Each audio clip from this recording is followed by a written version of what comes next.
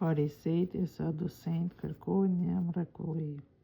Disa farisejt e disa saducejt ju afrohen Jezusit me qëllim që ta zinin ngushtë e kërkuan prej tij t'u dëftojë një shenjë prej qiellit. Ai u përgjigji: Kur mehet mbrëmja, thoni, do të jetë mot i mirë se u skuq qielli.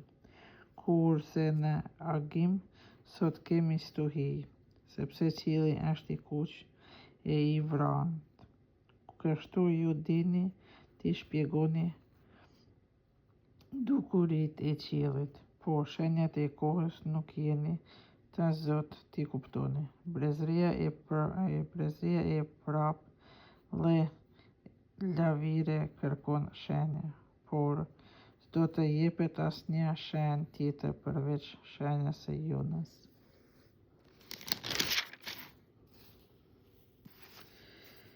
Tharmi i farisejve e i saducejve.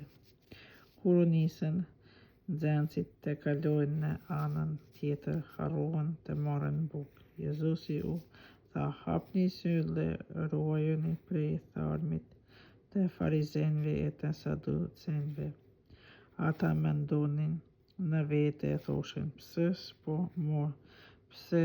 s'morëm bukë? Jezusi i hetoi dhe u tha: fe pak, pse mendoni në vete, pse s'keni bukë?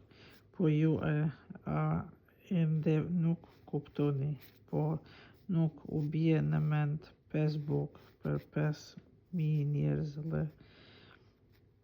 edhe sa shporta mbyllat, edhe 7 bukë për 4.000 vet, edhe sa shporta mbyllat. Si nuk kuptoni se nuk që fjala për bukë, kur thash ruajuni prej tharmit të farizejve e të saducejve.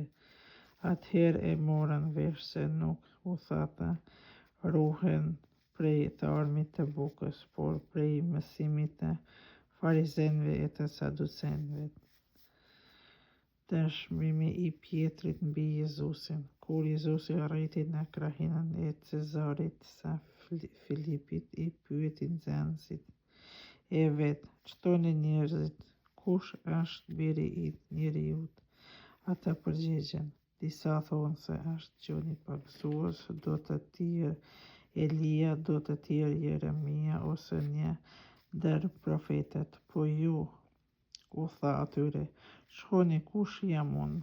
I përgjigji Simon Pietri: ti je Mesaja, biri i Hyjut të gjallë.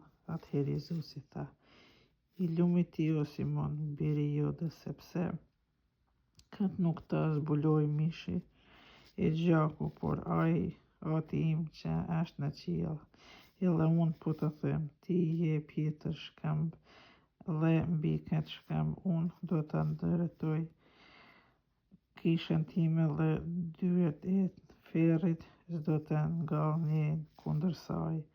Ty do të jap qelësin e mbretërisë së qiellit. Gjithçka të lirsh mbi tokë do të jetë ligjur edhe në qiell, e gjithçka të zgjerrsh mbi tokë do të jetë zgjerrur edhe në qiell. Atëherë u urdhëroi nxënësve që të mos i tregojnë askujt se është ai Mesia. Jezusi paralajmëron vdekjen dhe të ngjalljen e vet.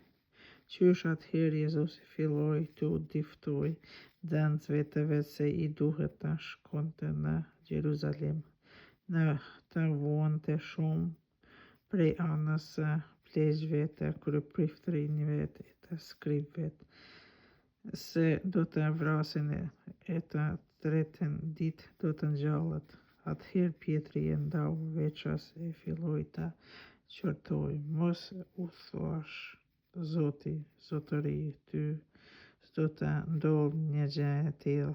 Jezusi u kthye e i tha Pietrit: shporru meje, he djallë, je shkandull për mua, sepse nuk i ke në mend punët e Hyjut, por punët e njerëzve.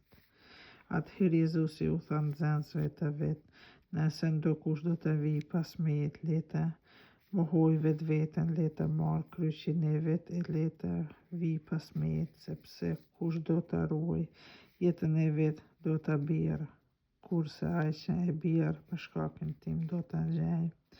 Çdo bi ka njeriu nëse e fiton mbar botën, por e humb jetën. E çka mund ta jap njeriu si shkëmbim për jetën e vet, do të vijë për të vërtet biri i njeriut në lavdin e atit të vet bashkë me engjëjt e vet dhe atëherë do të paguhen të gjithë sipas veprave të tyre. Për një mend po ju them, disa nga këtu